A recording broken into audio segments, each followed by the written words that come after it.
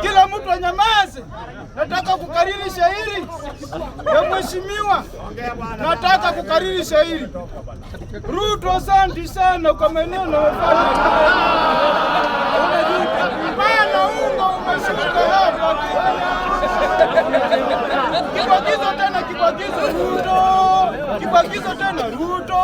Kibwagizo ya tatu Ruto. Ruto, kibwagizo Ruto. Ruto, hivi juzi unga ulikuwa umepanda sana. Lakini sasa tunaonga unga umeshuka. Kibwagizo tena, kibwagizo Ruto. Kibwagizo Ruto. Kibwagizo Ruto. Tunaona tena umeleta mwili. Kwa jina lake anaitwa Adani. Adani kuja usafishe airport yetu. Na sisi tunashukuru sana maana ndege ya Kenya itatokea. Kibwagizo tena Ruto. Kibwagizo Ruto. Kibwagizo tena Ruto. Kibwagizo Ruto.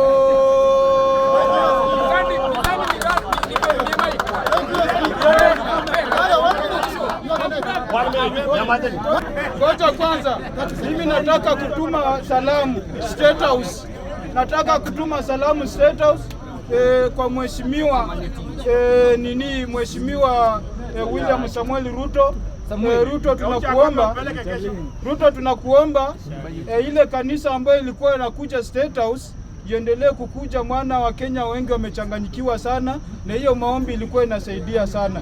Hiyo wakati walikuwa walaumu serikali, sasa wanalaumu serikali sana. Tunaomba ongeze tena hiyo kanisa endelee kukuja State House ili malalamiko ishe huko nje.